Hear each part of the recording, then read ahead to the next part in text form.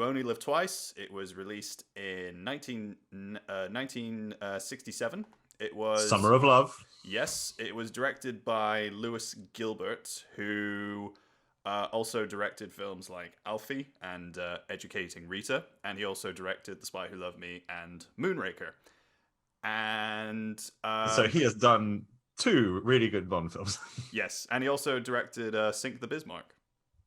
Oh, did he now? Yeah. So this was the You film. know who was in Sink the Bismarck in a very small role? No, I don't. Our old neighbour, Bobby Desmond from Northbourne Road, where we grew up. Oh yeah, he was in The Great Escape as well, right? Yes, he was. Yes. Anyway, that's completely irrelevant. But so yeah, this was the film where they were on location. They were shooting the movie in Japan. For those of you who have seen it, of course, the movie takes place in Tokyo, Japan. They were shooting a lot around there. This was at like the height of, James Bond was like popular at this time, like, the 1960s, like you mentioned on the OHMSS podcast, like, that was James Bond's like peak in the 60s. And it was while they were making the movie, while they were in Japan, Sean Connery came to the decision that he didn't want to play Bond anymore. And by this point, while making the movie, his relationship with the producers Harry Zaltzman and Albert Broccoli, Cubby Broccoli, began to deteriorate, and they were not really on speaking terms. Really, I mean, I watched the Everything or Nothing documentary, and him and Cubby Broccoli, they weren't really on good speaking terms really up until when Cubby Broccoli died, when they sort of made amends on, in Cubby's deathbed. Sorry, Cubby. We had a good run. Well, look, it is what I think is interesting about this film is that it is following up from Thunderball, which was like a big brassy Bond movie, and this is a bigger, brassier, Bondier movie. This is almost, you could argue, peak Bond. Yes. This is because I think there is not a more stereotypical. If you think about the Austin Powers piss take of Bond, I don't think you get close to achieving the full scope of hitting all of the beats until The Spy Who Loved Me after this film, because and actually this is probably On Her Majesty's Secret Service aside, every other film after this is not as great until The Spy Who Loved Me. So it's just like it is a full like best of greatest hits in terms of like James Bond stuff, like gadgets, women, racism, locations, action scenes, crazy schemes, music, villainy. It's just yeah. I mean, because Thunderball was like a really big film. I think they got a big budget and stuff, and I think with this one they went even bigger. They went to Japan, shot there, and they built this huge volcano set which could be seen for miles from what I looked, from what I saw on the internet. And of course this is where you have your first question for the global authorities, the United Nations, the CIA, British intelligence. If just the set can be seen for miles, who the hell missed when Blofeld was building this thing? Like, they didn't just move in. This was a big construction job. Like, why did no one notice? It's like they're like taking all these boats towards this like island in Japan, and you're like, I wonder what they're doing.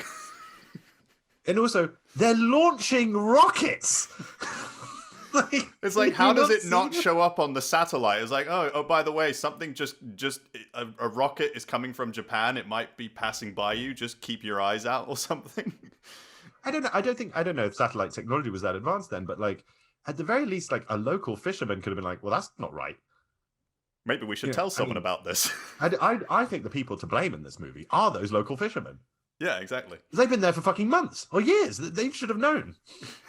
And they're just like, oh, we can't go near that cave. It's the crab key thing all over again. Yeah, these people are idiots. Yeah. Anyway, but we should. I mean, just on the production design. The production design was created by Ken Adam. Who have we talked about Ken Adam yet? We haven't really talked about him, and I think we should give a little bit of a chance to talk about him, because the set designs that he did for the films, and he worked on Dr. No, and he worked on a few other films. He even worked on movies like Night of the Demon and Ben-Hur, and he was And I think also Doctor Strangelove. he did He designed the war room in Doctor Strangelove, which yes is he did. incredibly beautiful. It's incredibly beautiful. He won 2 Oscars for. You just repeat things I say.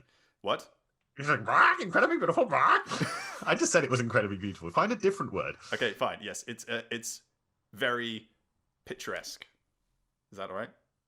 I don't know if it's picturesque. I think it's sort of starkly beautiful. I mean, I think maybe I even was quibbling over whether I used the right word. Okay. Is my joke. Okay. Okay, so he was nominated 5 times, won twice for The Madness of King George and Barry Lyndon. Laza.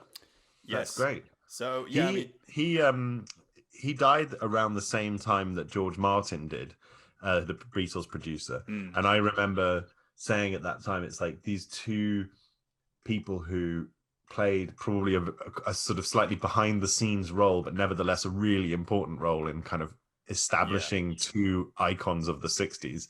Like when you think about the mania we were talking about earlier with the fan culture around James Bond when they were in Japan, that really drove Connery crazy. Like these are like the two, like Beatlemania and Bondmania, like the two big like British exports at this time.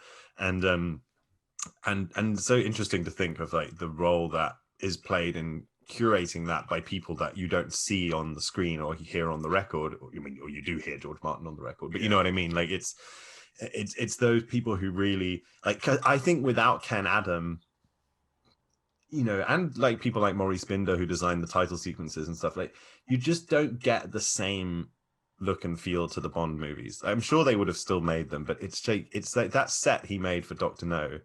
Yeah. All of those sets he made for Dr. No, the stuff he does in Goldfinger, the stuff he does here, it's just like, it's so Bondy. Yeah, I know. It gives the films a sense of identity almost. And I mean, he did it again with The Spy Who Loved Me, with the big tanker ship with all the submarines and everything like that. It's such a great set. Beautiful. Yeah, I just love that. That's like a childhood dream of like a big toy, Yeah, I know. It was amazing. And I think it just gives, when we talk about films and stuff, we always talk about like the director or like, the actors or the writing and things like that. But we never really talk, most people don't really talk about like the production design and going into like making that world and making it seem believable.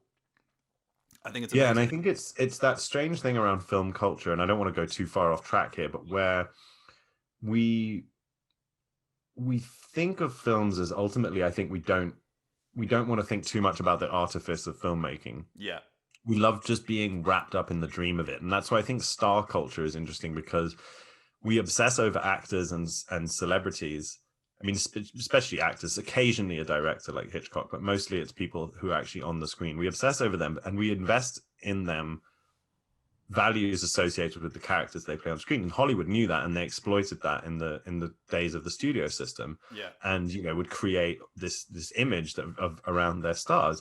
And it is just interesting that the stuff they do obviously is very important. There wouldn't be a film without an actor, but you could make a film without an actor if you want. You can make just a film of grass or whatever, basically a Terrence Malick movie, and you can it is this thing of like, those guys in the monkey suits are, they're great and all, but it's like the whole thing doesn't happen without the Ken Adams and without the the Roger Deakins and these people who often just don't get the credit. And I know this sounds like really, I mean, this is a film podcast and there are people listening being like, of course they get the credit. I love Roger Deakins. I love, Edith Head or whatever. But it's like, I think for the vast majority of people, they don't really think about that when they go and watch a film. Yeah, exactly. I think that's very well said. So Ken Adam. It's always good to talk about someone called Adam. Yes. Can I just also talk about another great person involved in this film, John Barry? I mean, he excels himself in this. John Barry. The music is so good. And also the Nancy. I love we talked about on Her Majesty's Secret Service how good the music is there, but this theme is just knockout. They're like, yeah, it's so good. That's so good. That string intro to that song is, but also like my favorite bit of music is in the opening, in the after the gun barrel sequence, and the whole like da, da, da, da, da, the trap is opening up. The trap is opening up. Hawaii to Space Jupiter March, 16. Hawaii to Jupiter 16. yeah. The Space March is amazing, and they never use it again. No, they don't. They should have used In it for like other Moonraker, films. why don't they use it in Moonraker? Yeah, exactly. They could have had like the guy like rolling around.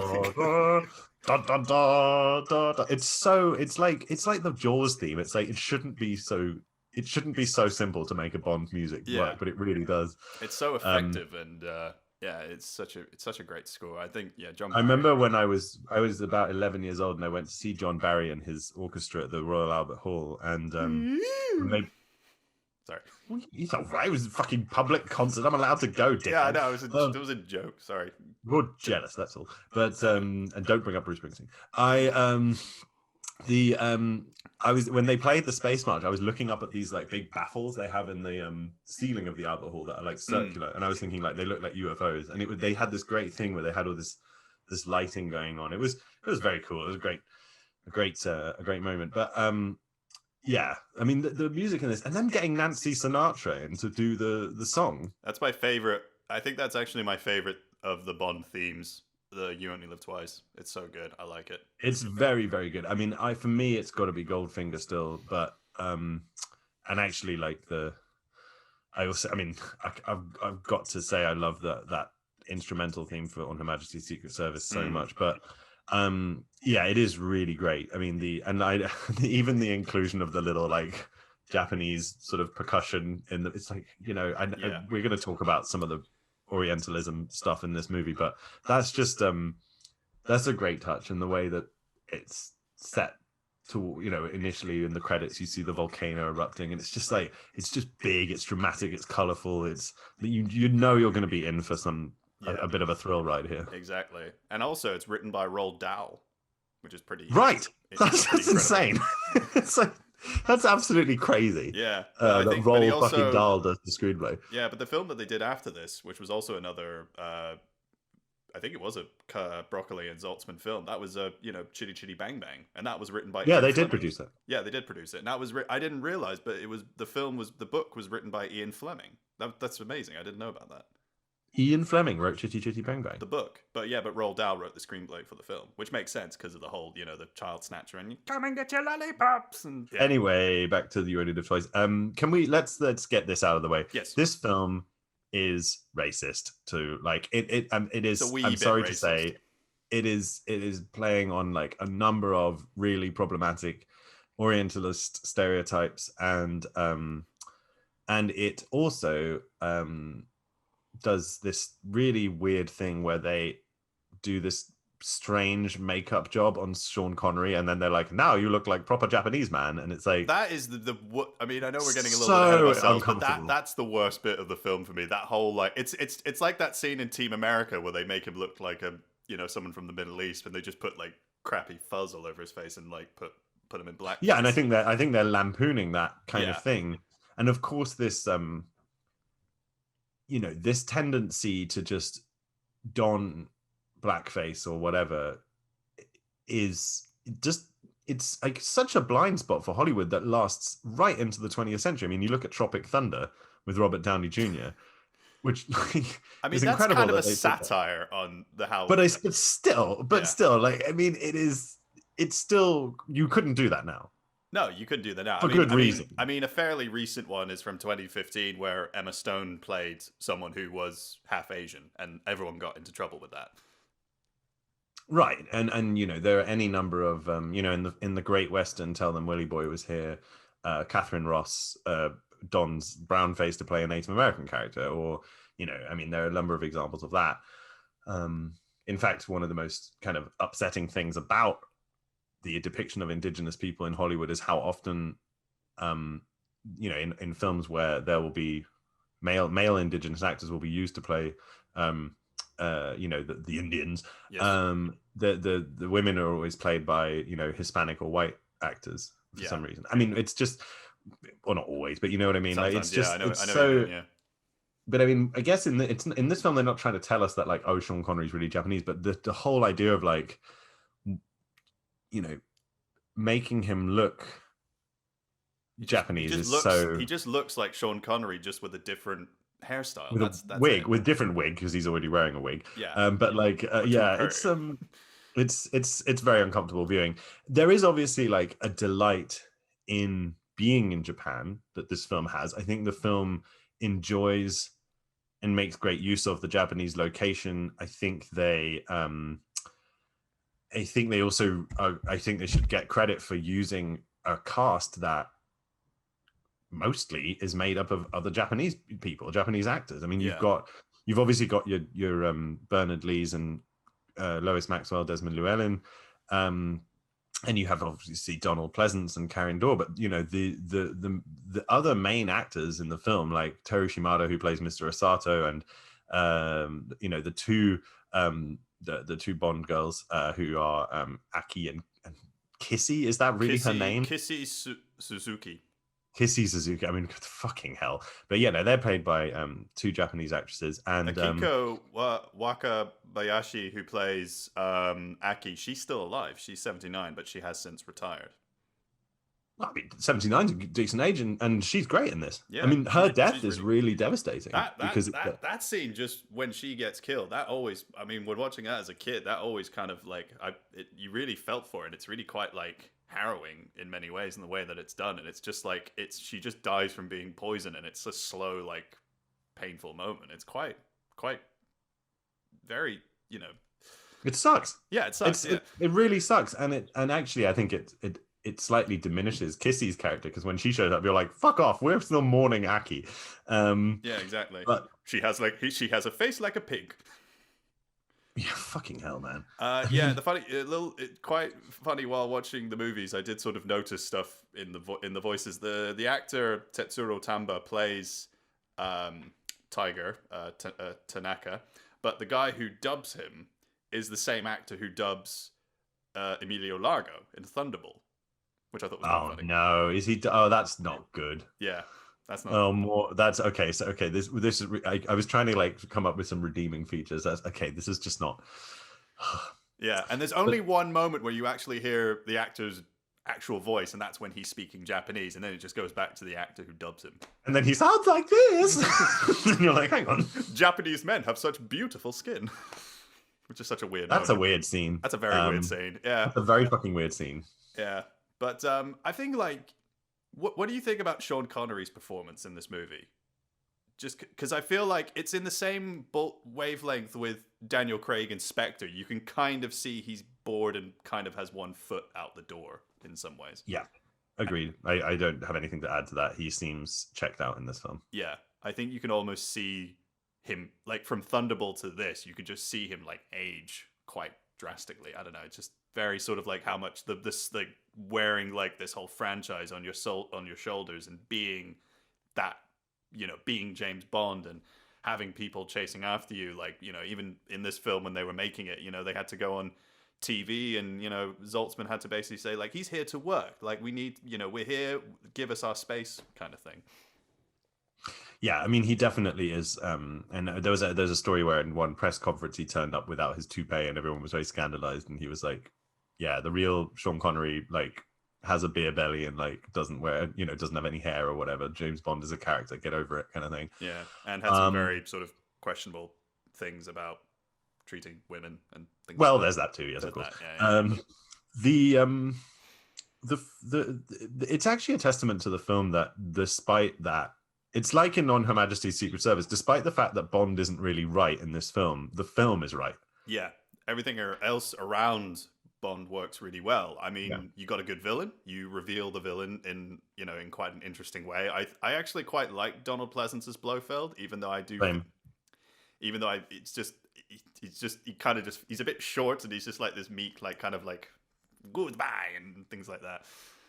He's good. No, he's a good choice, and and he's, you know, we've built up to him for a while now. We've seen Blofeld twice up to this point, and he normally has a voice 3 like times. this. No, twice. Sorry, you've seen him twice. Yeah. Yeah. Sorry, I thought you. And he has that deep. He has a deep voice, a deep booming voice. And so it's a bit interesting that he turns up and he has Donald Pleasance's voice, and I think, but they had originally cast a different actor, and They did, and but then that actor he, got ill. They did yeah, screen test him. The actor's name was Jan Verick, who was a Czech actor. yeah, and where he and so he was, yeah, so he was unable to do that, but so I'm sure he would have probably borne more of a like resemblance to the Blofeld we know and love from from Russia with Love and Thunderbolt, but he is Donald Pleasance just brings this like sort of creepy, damaged, sort of Voldemort style villain to it, with the scar and the sort of the way he seems kind of hunched and broken. Yeah. So that's great. And he literally hides behind the hulking figure of whatever his name is, like Hans or something. Oh yeah, what's his name? Oh, I forgot. What's his name? Is I it? can't remember. Oh, is it number? Is it? No, it's not number 3. No, it's not that. Oh, it is Hans. Yeah, Ronald. Yeah. Ronald Rich. He was a. He was only. This was his like only. He was only in 3 films. He was a big man in Pub in Alfie, uncredited, and he was a student doctor in Doctor and Clover, which is Well, he's not. I mean, he's not the best actor you've ever seen. No, and but he's a great physical presence. Yeah, and he gets chomped by piranhas, and he's Blofeld is like he's a weak man who hides behind a lot of the trappings of power and a lot of like violence and stuff, and I think actually that is very compelling as like as a characterization, and yes, I mean he's fun, Donald Pleasance. He's one of the great character actors. He's obviously having fun with this part, and it's just good to have it part of the franchise. It's a shame that it doesn't get carried forward, but then we get Telly Savalas. So yeah, Telly Savalas was like a good upgrade. That they couldn't get Donald Pleasance because mainly for all the physical stuff that they had to do and on Her Majesty's Secret Service. But yeah, what do you think about Helga Brandt, number 11, played by German. Yeah, I have a theory that she's Irma Bunt's daughter, and at the end, like when he meets Irma Bunt on Her Majesty's Secret Service mission, she's like, "What happened to my daughter?" And he's like, "She fell." She yeah. It's like that bit in Two Towers. He fell. Well, yeah, I did not kill her by throwing her into the piranhas. Yeah, I mean she's fun. There's that great scene where he undoes the dress with the torture knife scalpel thing, but then he lets her put him in a plane and nearly like crash him into the ground, which is very karate stupid. chops the wood that's keeping him in the plane. But let's be honest, one of the best female characters in the film is Little Nelly. Yeah, I love the plane. It's so cool. And it's a great introduction to Q. Yeah, that's such a good moment, and it's that whole like sequence with the helicopters and everything, and just the build up to it, where you see the helicopter shadow and you see them all around. It's a little. I think in World Is Not Enough with the ski things with the parachutes. I think that's kind of a reference to that and stuff. Yeah, I think so. I think, and it's amazing that I think it's called like a gyrocopter or something. Whatever it is, Little Nelly. It's amazing that he's able to take them all down, and of course he uses every single gadget that is described in the when Q is showing him how to use it, and it's so great that it comes as a kit. It was a very popular model kit, I think, after the film came out. Airfix did a version of it, and oh, nice. So I think it was very popular with like modeling enthusiasts, and it just is like such a dream of like, imagine being able to fly around in this thing that's just covered in weapons, and yeah, I mean, so it really has that boys with toys quality, and I think it just nails it. It's one of the great Bond gadgets, and it's funny because there are some good car sequences in this film, but they're mostly done when mostly Connery isn't driving. It's actually Aki who like picks him, rescues him a couple of times, and saves him twice in the same place. Funnily enough. Right, yeah, she's always there. Outside the Osato building, and good to see Charles Gray. Yeah, he's really, that's stirred, not shaken, I'm afraid.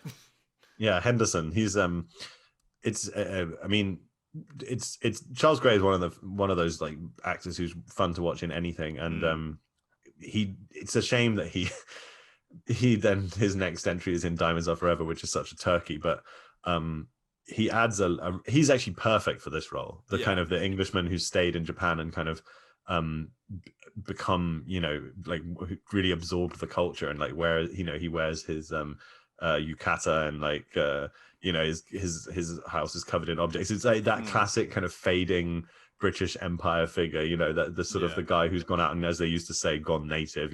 So it's he's such a perfect creation of that world.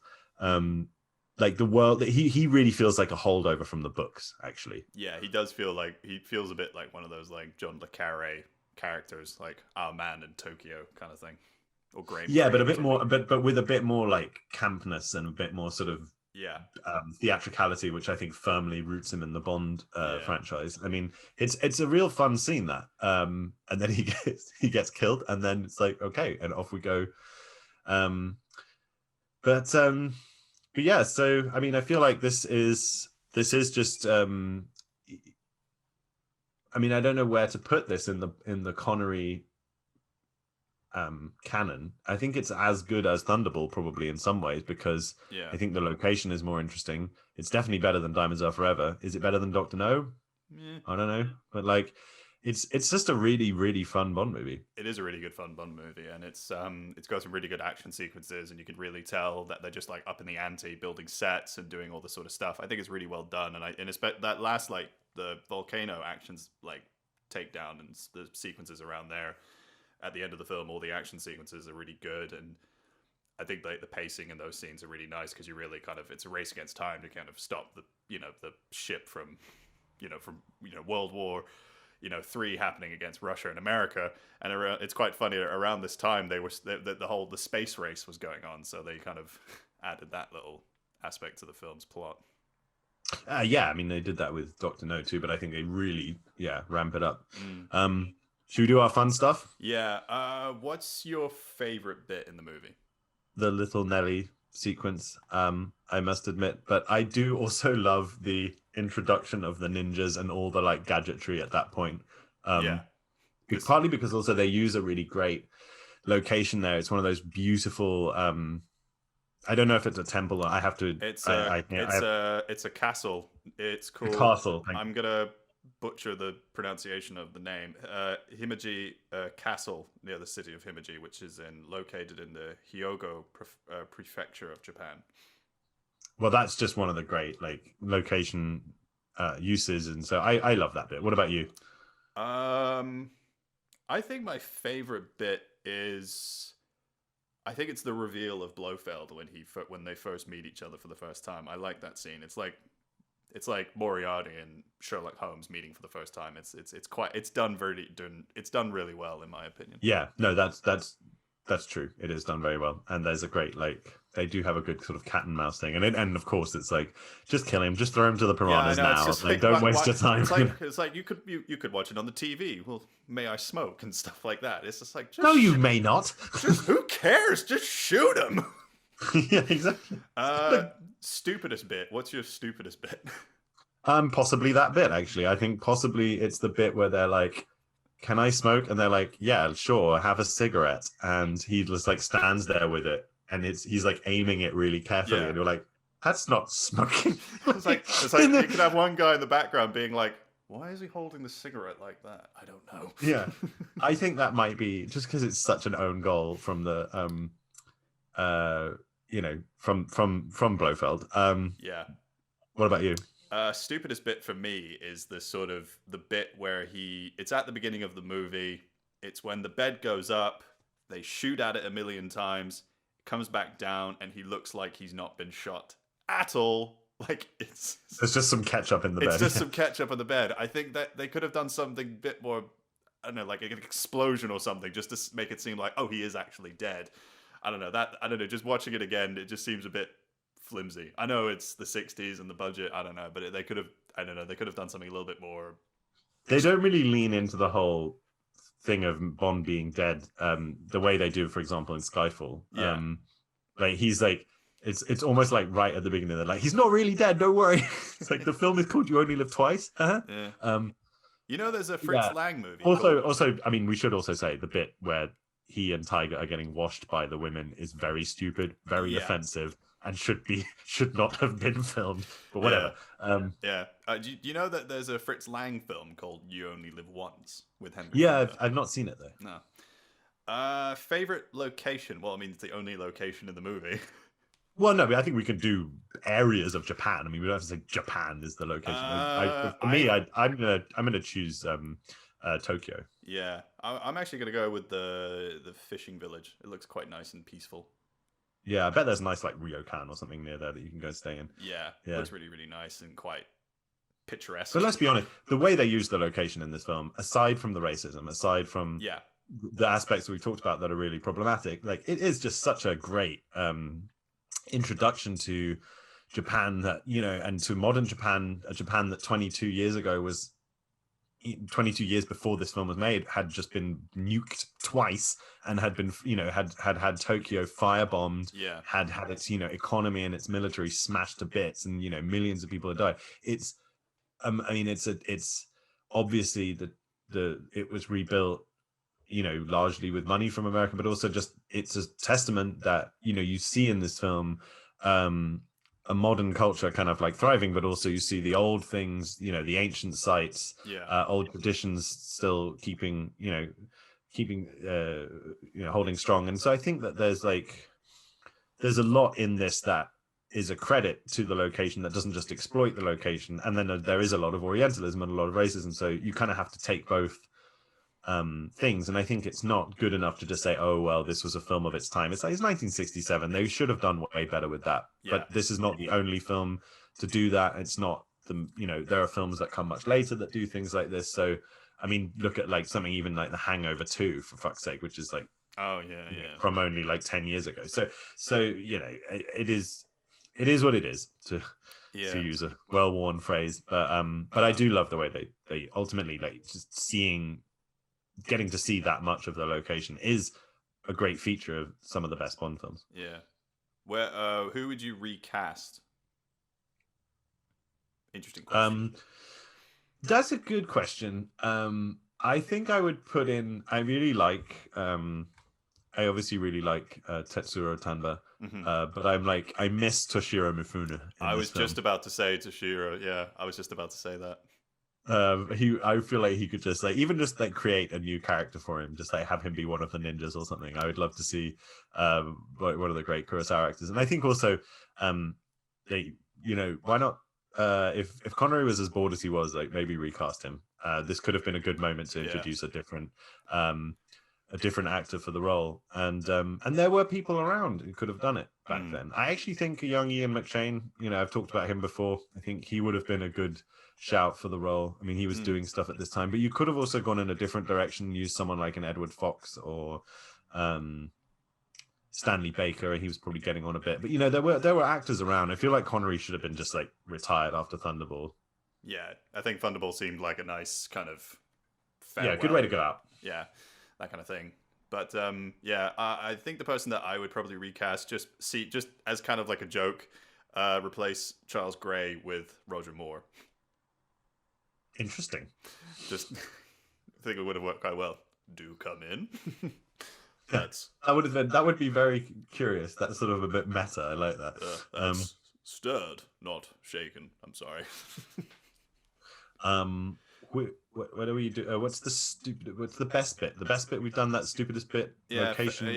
So now we just have to rate it, I guess. Yeah, rate it. I would give it like 3.5 martinis. I love this film more than probably I should. So I think it is out of 5, isn't it? Yes. I'm gonna give it 4, but the fourth martini just has had 1 or 2 sips of it already. But it's mostly like 3.89. Like for me, this is one of those Bond films that I could watch multiple times. This sequence from Dr. No to On Her Majesty's Secret Service, I find to be really the sort of the core of Bond. There are bits within each film that sometimes I get a bit like whatever, snort through it. But generally speaking, this is just a very enjoyable sequence of movies where they get a lot of things right, obviously, aside from the issues that we've spoken about around misogyny and racism. But, you know, in terms of just like getting the movies right for what they are, they're very, so I'm gonna go a bit higher than you for a change and give it just over you know, give it around 3.9 martinis. Nice. All right then. Well, Well, that concludes another episode of Bond Backwards. Do check back with us next time, where we will be talking about Thunderball, which is a very interesting. Thunderball. Which is a very. I think that's going to be a very interesting one to talk about, given the whole Kevin McClory story behind the scenes. Kevin McClory story. Yes, we have to get to grips with that, and so I actually always have to remind myself actually what the fuck that's all about. I've got notes because I wrote something. You've got notes. You have notes. Yeah, I have notes because on our blog last year I wrote something about Spectre, and I wrote like a little bit of behind the scenes of what happened with Kevin McClory, so I can do a bit of explanation on that. Okay. Well, that's great. Well, you can just tell me all about it then. I don't have to do any revision. Yes, of course. That works out very well. But yeah, so we're sort of getting close to the end, which is sad. Well, I don't know what we're going to do after this. What other franchises we're going to talk about? Yeah, because there's no other franchises where there are this many films. You can't do like Indiana Jones backwards. That doesn't make sense. We've talked about all the Star Wars movies. We'll have to figure out something. We'll do something, kids. Yeah. We can talk about the Marvel movies. I don't know. I don't want to talk about fucking Marvel movies. Get yourself a different co-host. Fine. Worth a shot. But anyways, that can, like I said, that's another episode of Bond Backwards. Do check back with us next time. I've been Anders Holmes. One life for yourself and one for your dreams. I've been Adam Holmes. Have a good day.